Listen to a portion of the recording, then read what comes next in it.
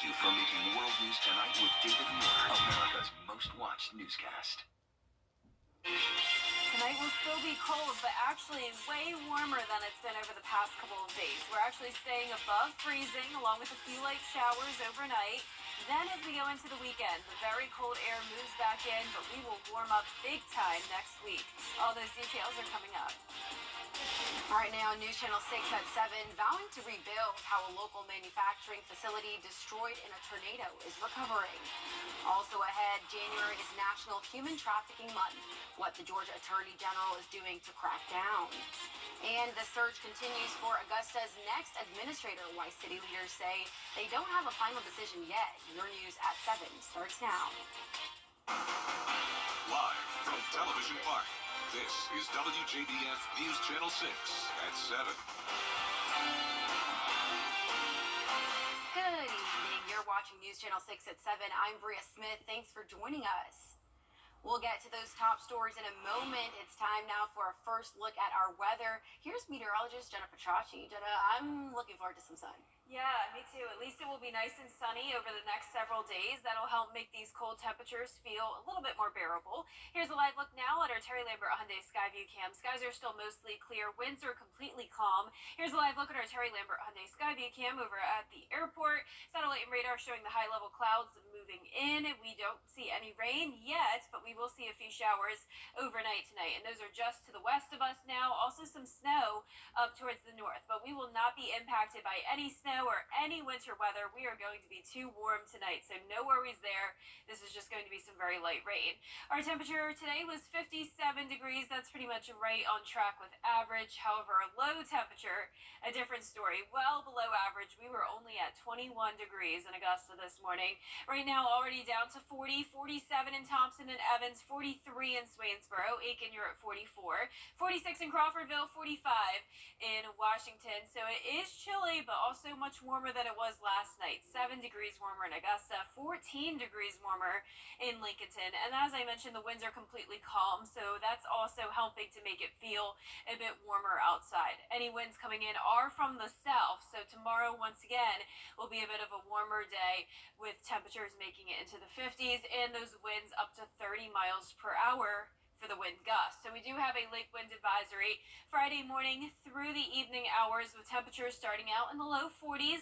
You can see the winds up to around 11 miles per hour in the morning along with the rain. So as I mentioned, above freezing tonight, a few showers moving in as well. Then as we go into the weekend, much colder air moves right back in, and then next week, completely different story. It'll be much warmer. All those details coming up, but back to you, Bria. Thanks, Jenna. One person is deceased after a car accident just outside of Wagner, South Carolina. A utility truck was struck by a car. The driver of the car succumbed to the ear injuries on the scene. Coverage you can count on continues as it's been just over a week since the city of Bamberg was hit by a tornado. But county and city leaders are coming together to offer help to one of the businesses that got destroyed. Here's Graham Lee. 2 years ago, South Carolina Oak to Barrel announced they would invest $6.8 million into Bamberg County and create 122 new jobs. But last week, all those plans came crashing down. I mean, it's that detrimental. I mean, you got to realize we lost machinery, we lost inventory, we lost the building. Last Tuesday, GM David Hutto sent his employees home after seeing the weather getting closer to the county. Just minutes later, the EF2 tornado shattered windows and ripped the roof off the building. All of this while he was still inside. That was scary. I mean, when the roof gets ripped off above your head, you figure you will die. And with those 120-mile-an-hour winds, you can see things flying in the air that normally not supposed to fly.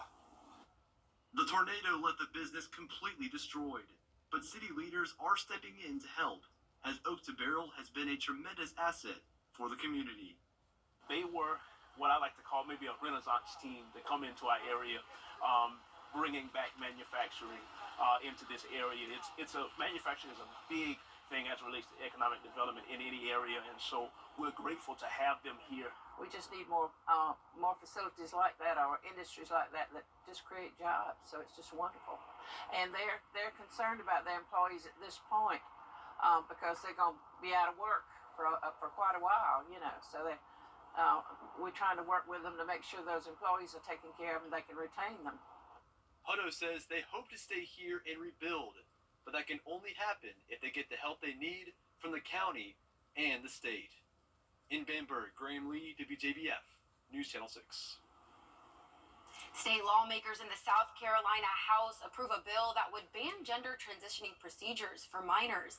The bill would ban healthcare professionals from performing gender transition surgeries, prescribing puberty-blocking drugs, and overseeing hormone treatments for patients under 18 years old. People under 26 could not use Medicaid to cover the costs for such care, and school employees could not withhold knowledge of a student's transgender identity from their legal guardians. I think this is a good idea to keep our young people safe and healthy. If they want to make those decisions later when they're adults, then that's a different story. But we must protect our young people from making irreversible errors. The bill is heading to the Senate next. The months-long search for a permanent Augusta. January's National Human Trafficking Month, and lawmakers are working to protect survivors. Atlanta Bureau Chief Archith Seshadri spoke to the Georgia Attorney General. Georgia's Attorney General Chris Carr is working with state lawmakers to get more funding to stop human trafficking. So it's an issue that everybody's having to deal with.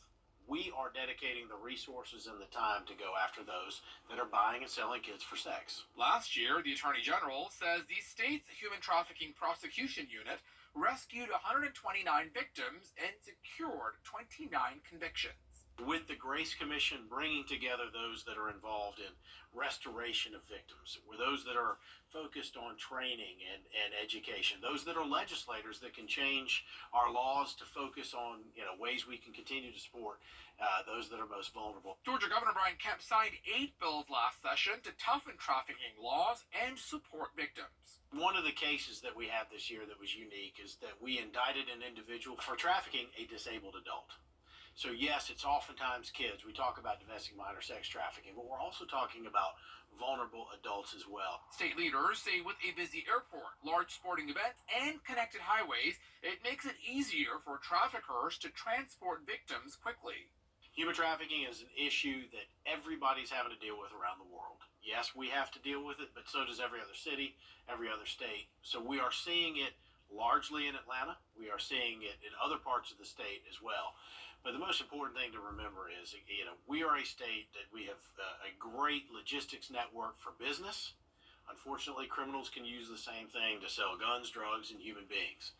The Attorney General says the average age for a trafficking victim is a 6th grade girl, usually between the ages of 12 and 14. Reporting at the Georgia State Capitol, Archith Seshadri, Atlanta Bureau Chief. The family of a Jefferson County veteran murdered 7 years ago is this month's cold case project. Freddie Murray had just spent Christmas Day with his family in 2016.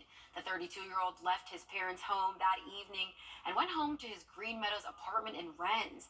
Around 4 in the morning, he was discovered shot to death. Loved ones say the military veteran and father never hurt anyone.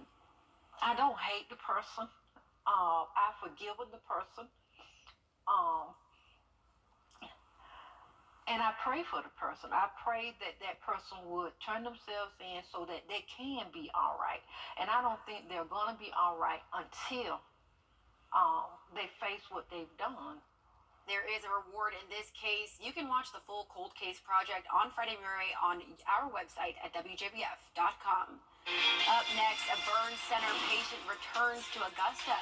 How he is providing hope and encouraging others when coverage you can count on continues. Hey there, Georgia. Everyone. A former Joseph M. Still Burn Center patient returned to the facility today with a new journey 15 years after his life-threatening burn. Doctors Hospital, this hospital in general is very special to me and my family. Obviously, it's the place that saved my life. Burned over 85% of his body. Connor McKemmy was 13 years old when his burn injuries landed him in the hands of the largest burn center in the country. I was just trying to impress a girl, and things got a little out of hand. Thankfully, she wasn't there at the time, but just in the haste of trying to set the scene and make sure it was all right for her, the explosion occurred, and before I know it, I'm waking up a couple months later in this hospital, figuring out the results, which were, I was burned head to toe. I was missing a few fingers, and Now, 15 years later, McKemmy is kicking off the tour of his new book titled Life Ignited, a story he got to live and tell thanks to Dr. Richard Carty. It's not something anybody ever wants to go through, whether you're a family member or whether you're the person it happens to. But we have that experience to be able to help both the patient and family members through the experience and adjust to the new normal that they have. Whether it be on the tour of his new book or in the real-life experience of fighting back from his devastating injuries, McKemmy has inspired others who both share his experience and support it along the way. I just seen his story and it seemed very inspiring. Me being a burn survivor, it just gives me hope. And also, I realized he also has amputees, so I know, there is life after recovery, there is life, there's healing after all of that. And I'm just grateful and blessed to be here and seeing others doing well. It's just super inspiring and influenced me to do better. An explosion that blew up McKemmy's life, he now uses his spark to ignite change. And if I'm allowed to, especially for, burn survivors, if I'm allowed to just, show them, look, it wasn't an easy path to get here. There was plenty of down times. There's time spent in the hospital. We all face it. But, again, there is a life out there that you can't live, and there's some hope that needs to be spread, especially in these times. McKemmy's book tour will continue in the Southeast region until spring. If you didn't get the chance to make it to Thursday morning signing, the book can be found on Amazon. A local organization is bringing smiles to children at Doctors Hospital. Sponsored by Burnouts for Kids, the annual event raises funds to purchase toys for local hospitals. Those toys are used throughout the year and are handed out to children at Doctors Hospital and the Burn Center. It makes it a little bit more normal in a situation that is by definition not normal. So kids don't show up after they've been injured or burned with toys. And so this helps them cope with their hospitalization a little bit. We also use play as part of therapy for both recovery as well as coping. Burnouts for Kids is held every year at Carolina Dragway in Aiken. Organizers say this year $23,000 in toys and donations was raised. Still ahead, we'll check back in with Jenna for the full forecast. And the government barely avoid the shutdown. We'll tell you how after the break. I'm Jordan Pierce. We do have a Viper 6 alert day issued today for the potential for some strong to severe storms. Severe weather ravage through the CSRA. Live Viper 6 was with you every step of the way. Reports coming on in from Bamberg where a tornado has touched down. I can already tell it's 10 feet deep in breaks. When it comes to severe weather, every second counts. You want to be indoors, take shelter immediately. This is a severe thunderstorm warning. Live Viper 6 is weather coverage you can count on. Next ET. Now, your most accurate forecast with WJBF Live Viper 6. Good Thursday evening. I hope you enjoyed your day and hopefully you stayed very warm this morning. Definitely needed to bundle up as temperatures were in the upper teens and low 20s once again. Here's a live look now at our Terry Lambert Hyundai Skyview cam over at Washington Road. It's a nice dry night. Definitely chilly, but you'll notice the temperatures will not be nearly as cold tonight. Right now we're at the 40-degree mark. Dew point at 25, dry air in place with winds very light. So that's good news as well. We have no issues with wind chill tonight. Around the CSRA, anywhere from the low to upper 40s. All of us below the 50-degree mark. 43 in Sandersville, 46 in Lincolnton.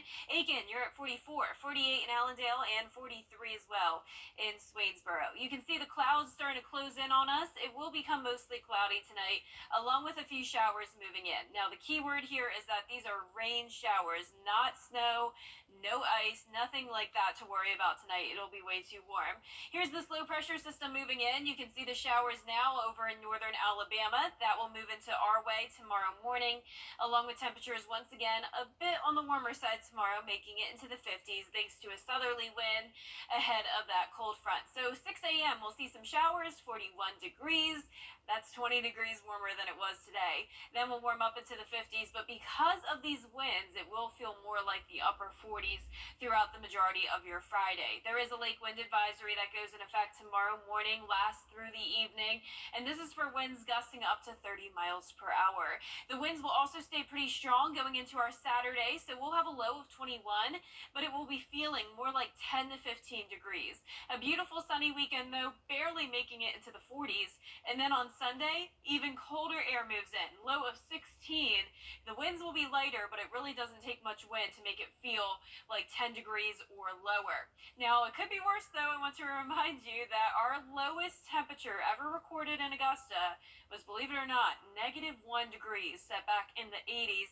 And interestingly enough, this was actually January 21st, which is this Sunday. So also most likely going to be our coldest day of the year.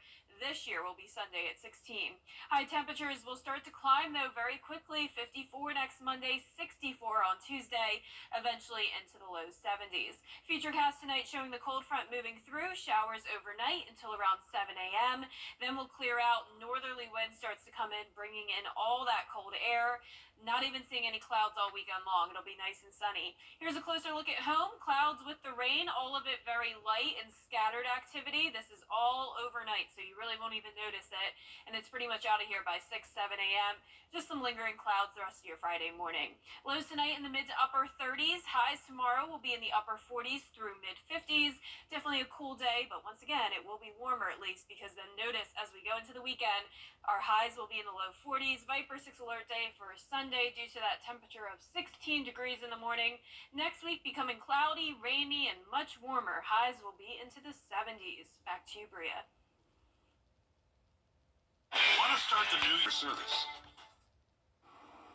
Congress is racing to approve a short-term spending bill and avoid a government shutdown ahead of a winter storm that is set to hit the nation's capital. Rashad Hudson explains. As Friday's shutdown looms, the House is currently taking up the bill to keep the government open. No chaos, no spectacle, no shutdown.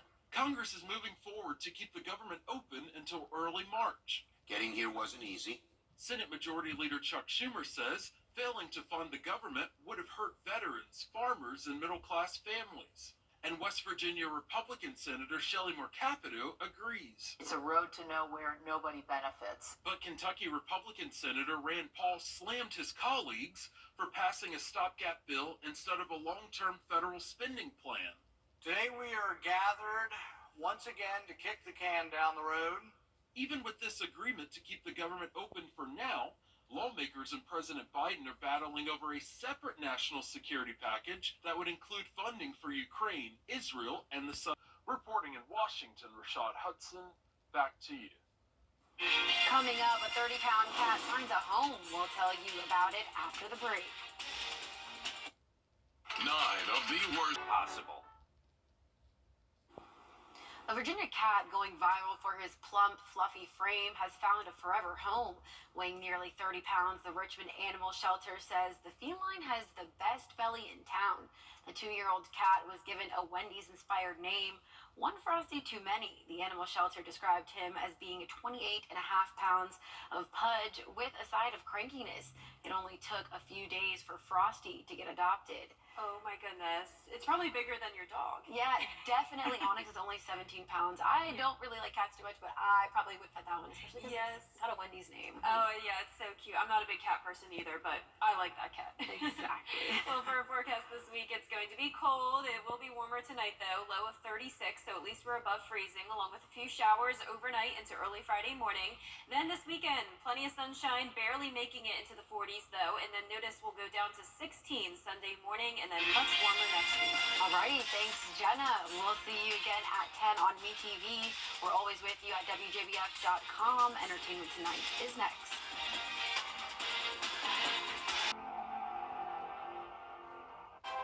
At Tile Center, we'll work direct directly with you to help you select just the right products you'll need. Our staff has the expertise needed to assist homeowners, contractors, architects, and designers with any tile project anywhere in your home or office. At Tile Center, we bring your visions to life. Come see why for yourself at any of our locations at Tile Center or online at tilecenter.com. Your tile and stone experts.